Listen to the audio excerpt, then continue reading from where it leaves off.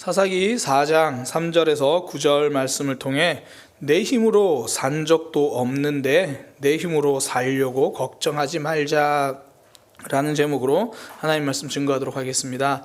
내 힘으로 지금까지 살아온 것도 아니니까 앞으로도 내 힘으로 살려고 걱정하지 맙시다.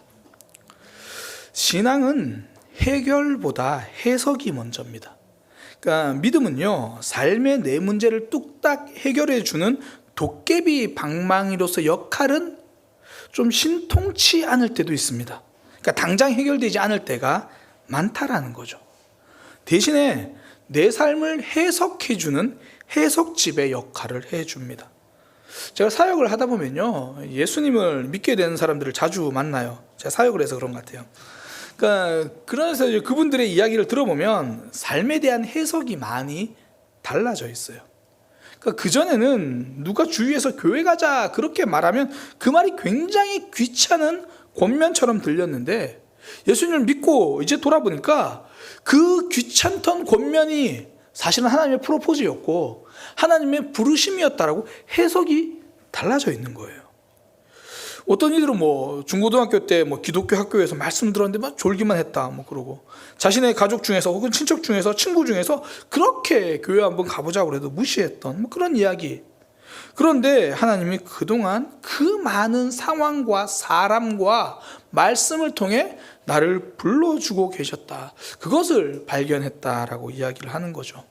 그러니까 나의 삶에 대한 해석이 달라진 겁니다. 과거에 대한 고백도 많이들 달라지시더라고요.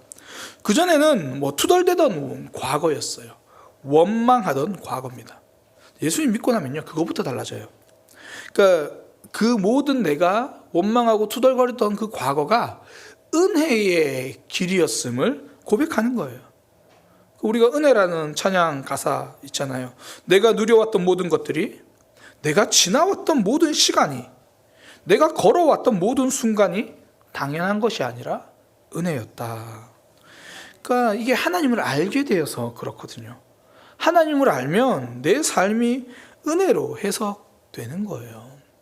그러니까 믿음이 좋다 그러면 이게 결국 삶을 은혜로 해석할 줄 안다, 이 이야기입니다. 이걸 가장 선명하게 보여준 사람이 욥이잖아요. 욥이 하루아침에 모든 게 망해버렸거든요. 그때 욥이 고백하는 게, 주신 이도 여호와시요 거두신 이도 여호와시니 여호와의 이름이 찬송을 받을지어다. 그러니까 나의 모든 삶이 하나님의 은혜였음을 고백하니까, 야, 세상에 이런 고난과 이런 아픔에도 흔들리지 않잖아요. 우린 이런 사람들 흔히 믿음 좋다 그러잖아요. 그러니까 믿음 좋다 그 말이 삶을 은혜로 해석할 줄 안다, 그 이야기입니다. 이제 곧 추수감사절입니다. 그때가 되면 이제 보통 1년치 감사를 한 번에 몰아서 이제 하는 사람들이 생겨요. 왜냐하면 그동안 하나님의 은혜를 생각해 보지 못하다가 막상 이제 감사해야지 그렇게 하면 은혜가 보이거든요. 지난 1년이 하나님의 은혜로 왔다고 해석되기 시작하는 겁니다. 그러다 보니까 뭉클하기도 하고, 그러다 보니까 새로운 힘이 생깁니다. 이게 은혜로 보아서 그래요. 이걸 놓치면 원망과 걱정이잖아요. 그러니까 애굽에서 나온 이스라엘 백성들, 홍해가 가로막으니까 바로 원망하잖아요. 이게 홍해 때문에 원망한 게 아니고요, 애굽에서 건져주신 하나님의 은혜를 잊어서 원망하는 겁니다. 그러니까 삶을 은혜로 해석할 줄 몰라서 그래요. 앞으로 다가올 일도 마찬가지예요. 은혜로 해석하지 못하면 걱정이 앞섭니다. 오늘 본문에 등장하는 바락이라는 사람의 모습이 그래요. 이름이 바락입니다. 말씀에 순종하지 않으려고 바락하는 모습이 나와요. 웃어주셔서 감사합니다.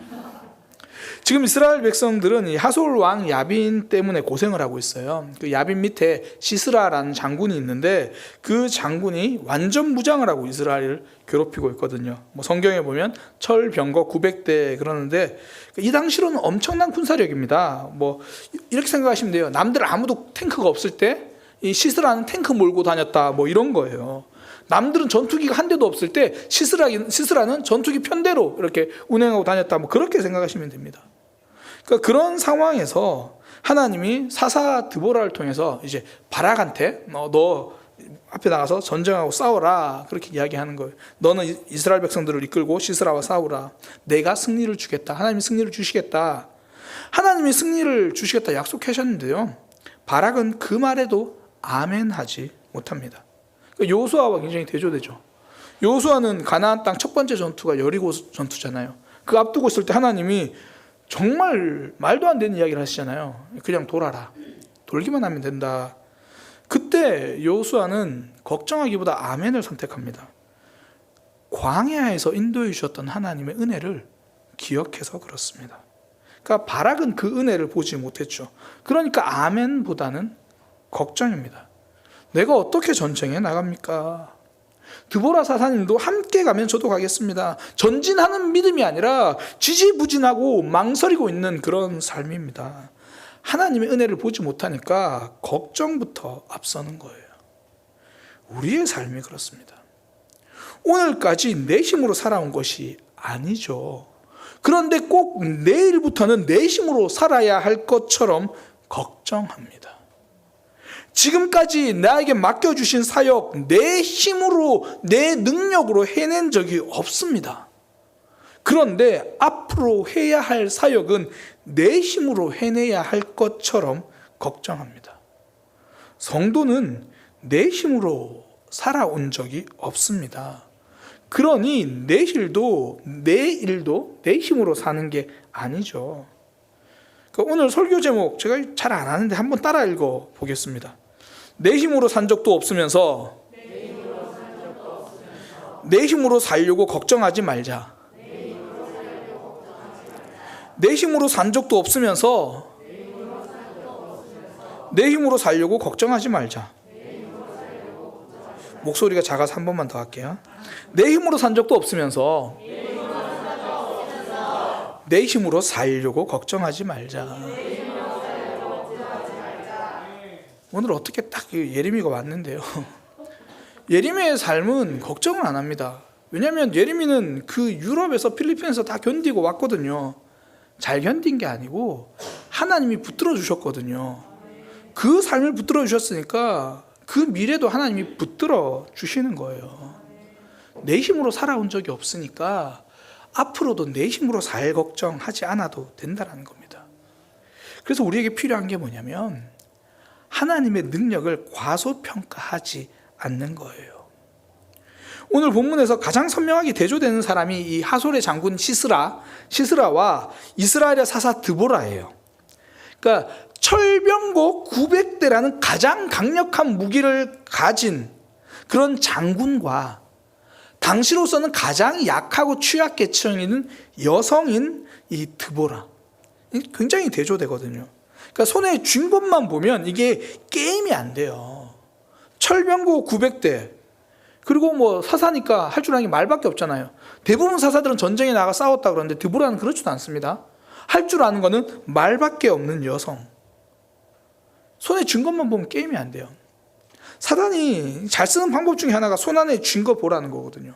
너 지금 통장에 얼마 있어? 지금 너의 스펙 너 얼마나 준비했어?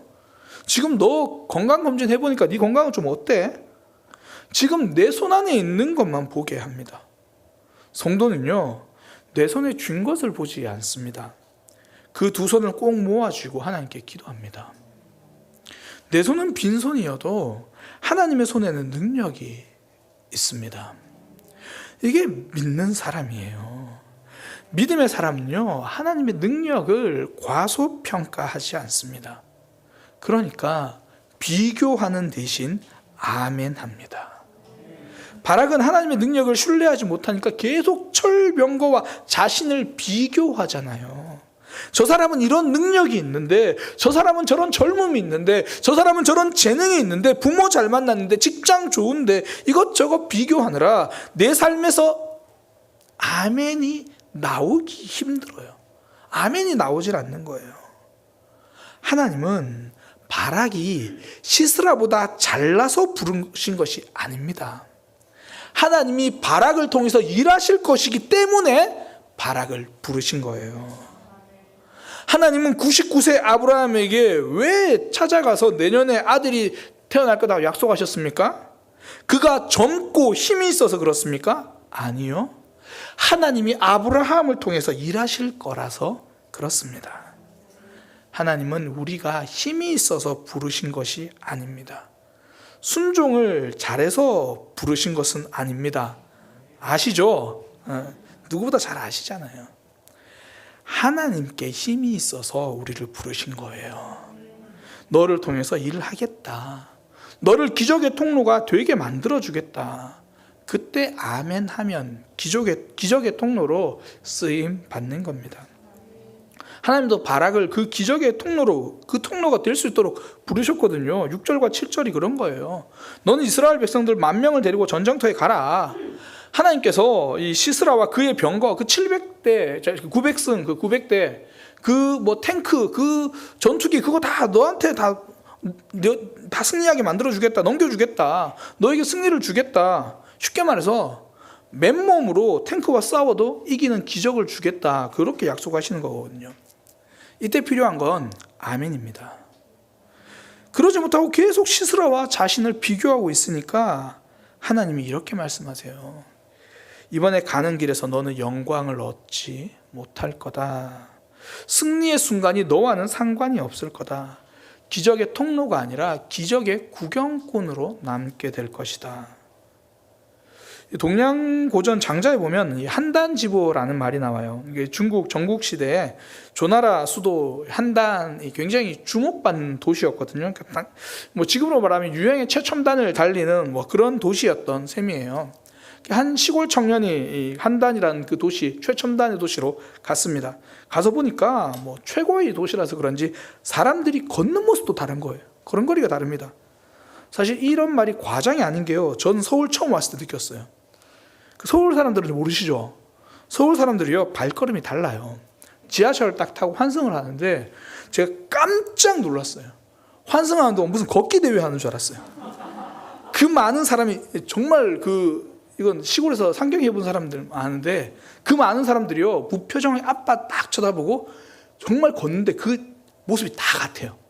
정말 같은 모습 앞으로 쭉 걸어가는 이곳에 살고 있는 사람들만의 독특한, 서울 사람들만의 독특한 분위기가 있어요. 뭐 한단에서도 좀 그랬던 것 같아요. 그러니까 이 젊은이가 그 걸음걸이를 흉내내고자 했습니다. 근데 문제는 뭐냐면 자신에게 익숙하지 않으니까 제대로 따라하지는 못한 거예요. 근데 이제 집에 갈 때가 됐습니다. 그러니까 제대로 익히지도 못하고 한단의 걸음걸이를 익히지도 못하고 집에 갈 때가 됐는데 이제 가다 보니까 내가 어떻게 걸었지? 기억이 안 나는 거예요. 그래서 걷지 못하고 엉금엉금 기어서 왔다. 그 이야기가 한단지보입니다. 한단의 걸음걸이, 한단지보. 다른 사람 따라 하려고 하니까 자기 자신이 누군지도 잊어버린 그 젊은이. 성도의 삶이 언제 가장 불쌍합니까? 하나님 능력 보지 않고 안 믿는 사람들을 부러워할 때입니다. 그때 우리 인생이 가장 불행해지는 거예요. 성도는 세상 사람들과 사는 법이 다릅니다. 내게 있는 것으로 살지 않습니다. 그러니 나를 남과 비교하지 않고 대신 하나님의 능력으로 살아가는 거예요. 빌립보서 4장 13절, 내게 능력 주시는 자 안에서 내가 모든 것을 할 수 있느니라. 이 빌립보서는요, 바울이 감옥에서 쓴 편지입니다. 바울은 그 편지를 쓰면서 이렇게 말한 거예요. 나는 굉장히 어려운 상황에 처해 본 적도 있다. 그 상황도 하나님이 이기게 하셨다. 때로는 넉넉하고 풍족하게 살 때도 있었다. 그 상황에서도 하나님이 나를 내가 하나님 붙들 수 있도록 하나님이 도와주셨다. 내게 능력 주신 그 하나님 덕분에 어떤 상황에서도 견뎠다.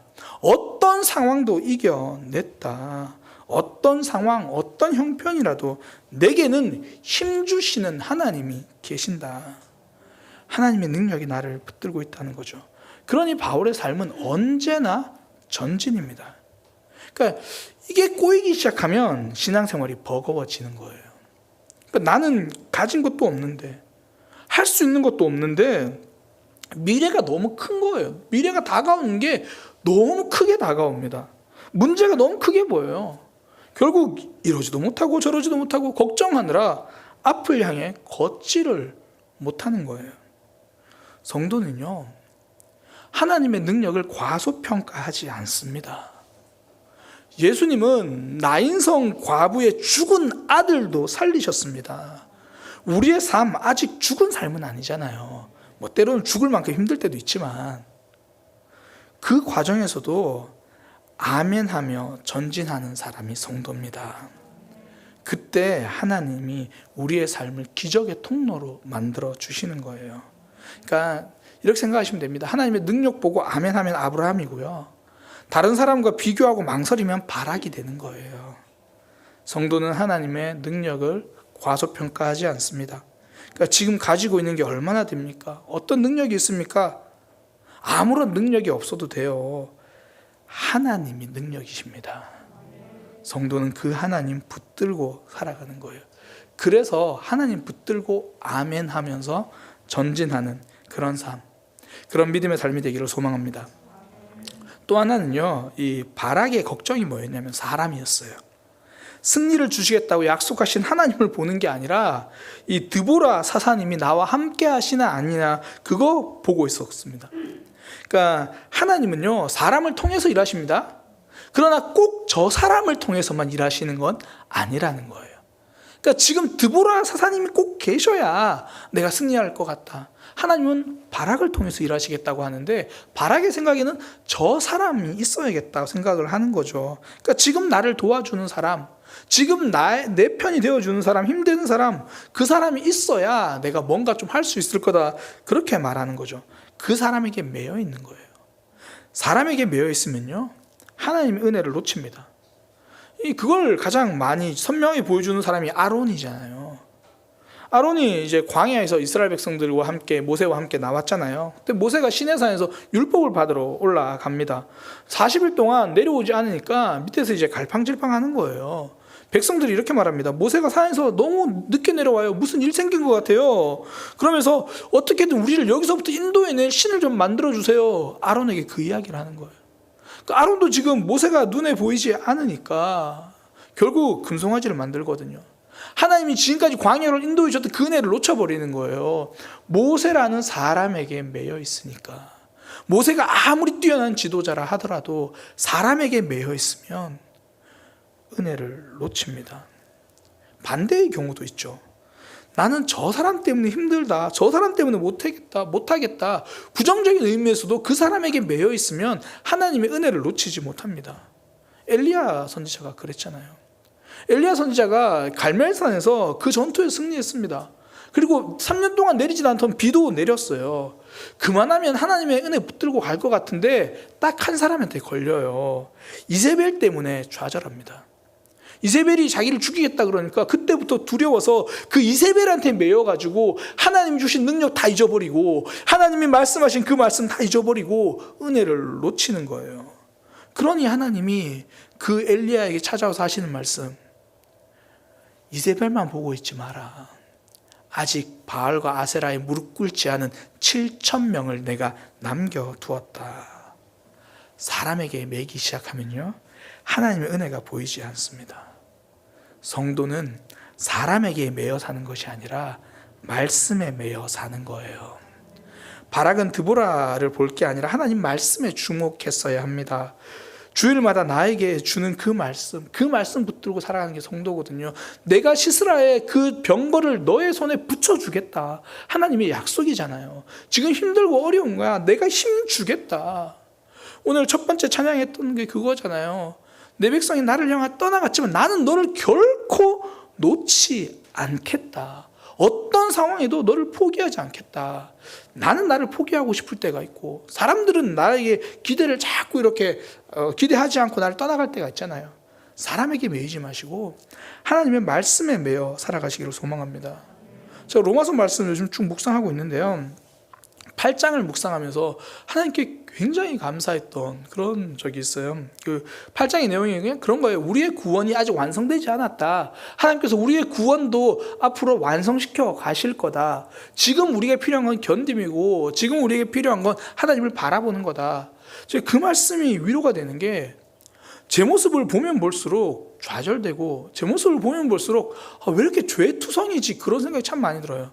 로마서가 은혜에 대한 말씀인데 묵상하면 할수록 난 왜 이렇게 죄인이지, 그 생각밖에 안 들어요.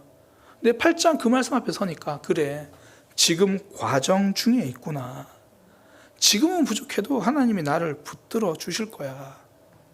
목사도 사람 보거든요.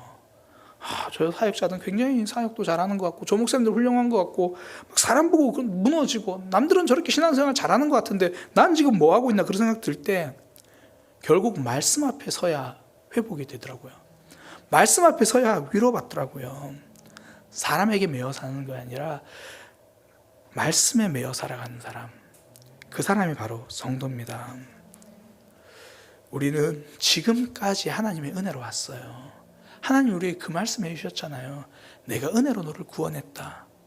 우리 신앙생활도 하나님의 은혜로 해 나갈 겁니다. 그러니 우리는 하나님의 능력만 보는 거예요. 내 손에 쥔 것 보는 게 아니라 하나님의 능력을 보고 아멘하며 걸어가는 믿음의 삶이 되기를 소망합니다.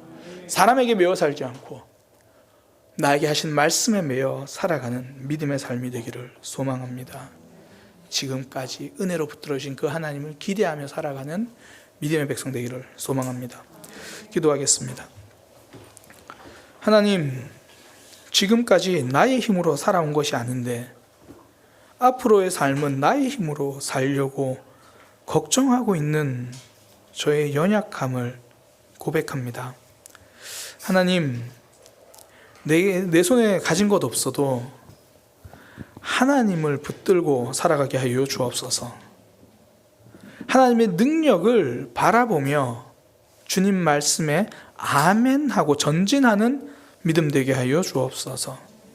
사람에게 매이지 않기 원합니다. 오직 말씀에 매여 살아가기 원합니다. 붙들어 주시고 인도하여 주옵소서. 예수님의 이름으로 기도드립니다. 아멘. 우리 함께 찬양합니다. 지금까지 인도하여